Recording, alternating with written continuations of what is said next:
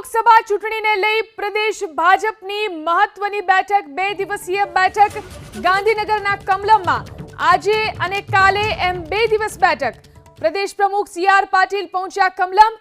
થોડીવારમાં મુખ્યમંત્રી ભૂપેન્દ્ર પટેલ પણ કમલમ પહોંચશે।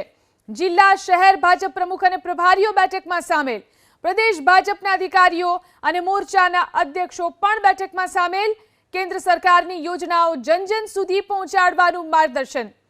તો આ બેઠકની અંદર કેન્દ્ર સરકારની યોજનાઓને લોકો સુધી મહત્તમ કેવી રીતે પહોંચાડવી તેને લઈને માર્ગદર્શન। આ વિશે વધુ જાણકારી મેળવી અમારા સંવાદદાતા કુશાંગ આપણી સાથે લાઈવ જોડાયા છે।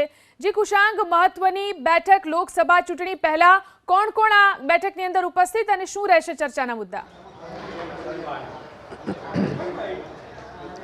જીરન, 2 દિવસ માટે પ્રદેશ કાર્યાલય કમલમ ખાતેની આ બેઠક થવાની છે અને મુખ્યમંત્રી ભૂપેન્દ્ર પટેલ છે તે થોડીક ક્ષણોમાં અહીંયા આગળ પહોંચશે। પ્રદેશ અધ્યક્ષ સી.આર. પાટીલ, તેની સાથે રાષ્ટ્રીય મહામંત્રી અરુણસિંહ અને સંગઠન મહામંત્રી રત્નાકર પહેલેથી અહીંયા આગળ પહોંચી ચૂક્યા છે। બેઠકનો એજન્ડા કયા પ્રકારનો રહેશે, પ્રવક્તા યજ્ઞેશભાઈ દવે આપણી સાથે છે। યજ્ઞેશભાઈ, 2 દિવસની બેઠક રહેવાની છે। ભાજપનું લક્ષ્યાંક છે મિશન 26નું। કયા પ્રકારની ચર્ચાઓ, કાર્યકર્તાઓને કયા પ્રકારનું માર્ગદર્શન આપવામાં આવશે? સામાન્યતઃ કેન્દ્રની અંદર જ્યારે સંક્ષિપ્ત કારોબારી યોજાતી હોય છે તો એ જ પ્રમાણેની બેઠક દરેક રાજ્યોમાં યોજાતી હોય છે। એ અંતર્ગત આજે ગુજરાત પ્રદેશની અંદર આદરણીય સી.આર. પાટીલ સાહેબની અધ્યક્ષતામાં તેમજ મુખ્યમંત્રી શ્રી ભૂપેન્દ્રભાઈ પટેલની વિશેષ ઉપસ્થિતિમાં તેમજ કેન્દ્રીય મહામંત્રી શ્રી અરુણસિંહની વિશેષ ઉપસ્થિતિમાં આજે એક બેઠક યોજાઈ રહી છે, જેની અંદર કોર કમિટીના સભ્યો, જિલ્લા મહાનગરના પ્રમુખો તેમજ પ્રદેશના પદાધિકારીઓ અને મીડિયા, સોશિયલ મીડિયા અને આઈટી સેલના કન્વીનર્સશ્રીઓ એની આજે બેઠક યોજાઈ રહી છે। આવતીકાલે જે પ્રદેશના 7 મોરચા છે, 7 મોરચાની પણ એક સંયુક્ત બેઠક આવતીકાલે યોજાશે। આગામી લોકસભાની ચૂંટણીને ધ્યાનમાં લઈ અને જે કેન્દ્રની સંક્ષિપ્ત બેઠકમાં જે નિર્ણયો લેવાયા, જેની અંદર આદરણીય સી.આર. પાટીલ સાહેબ અને મહામંત્રીશ્રીઓએ હાજરી આપી હતી, એ જ નિર્ણયોની અહીંયા રાજ્ય કક્ષાએ ચર્ચા થશે અને રાજ્ય કક્ષાએ એ અંગે લેવાના પગલાં તેમજ એ અંગેની જે તૈયારીઓ છે એ તૈયારીઓ અંગે જિલ્લા પ્રમુખોને અને પ્રભારીશ્રીઓને બધાને અવગત કરવામાં આવશે। યજ્ઞેશભાઈ, કારણ કે કેન્દ્ર સરકારના 5 વર્ષના જે લેખાજોખા છે નાગરિકો સુધી પહોંચાડવા માટે પણ જે જિલ્લા પ્રમુખો છે તેમને હોમવર્ક આપવામાં આવનાર છે। આજે કયા કયા પ્રકારે કેન્દ્ર સરકારની કામગીરી છેવાડાના લોકો સુધી પહોંચાડે?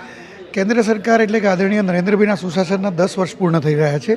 10 વર્ષની અંદર નરેન્દ્રભાઈ મોદીએ જે પ્રમાણે આજે એમની ગેરંટી આપીને એ ગેરંટી પૂર્ણ કરી, જે ભારતીય જનતા પાર્ટીએ વચનો આપ્યા અને ભારતીય જનતા પાર્ટીએ પોતાના વચનો પૂર્ણ કર્યા, એ અંગે અને એ અંગેની માહિતી ગામે ગામ સુધી, વ્યક્તિ સુધી, દરેક મતદાર સુધી પહોંચે એ અંગેની કેવી રીતે તૈયારી કરવી અને એ અંગેની કેવી રીતે વ્યૂહરચના કરી, એ અંગે જે કેન્દ્રમાં જે નિર્ણયો લેવાયા એ જ તર્જ પર આજે જિલ્લા પ્રમુખોને સૂચના આપવામાં આવશે, પ્રભારીશ્રીઓને સૂચના આપવામાં આવશે અને આવતીકાલે જે પ્રમાણે એની બેઠક થશે, મોરચાની સંયુક્ત બેઠક થશે, તમામ મોરચાઓ સાથે મોરચાની એના પદાધિકારીઓને પણ એ સૂચના આપીને એ જ પ્રમાણે હવે જિલ્લાઓની અંદર પણ આવી જ એક બેઠકો થશે અને એ બેઠકોમાં ચર્ચા કરીને મંડળ કક્ષાએના નિર્ણયો લેવામાં આવશે અને એની તૈયારી કરવામાં આવશે।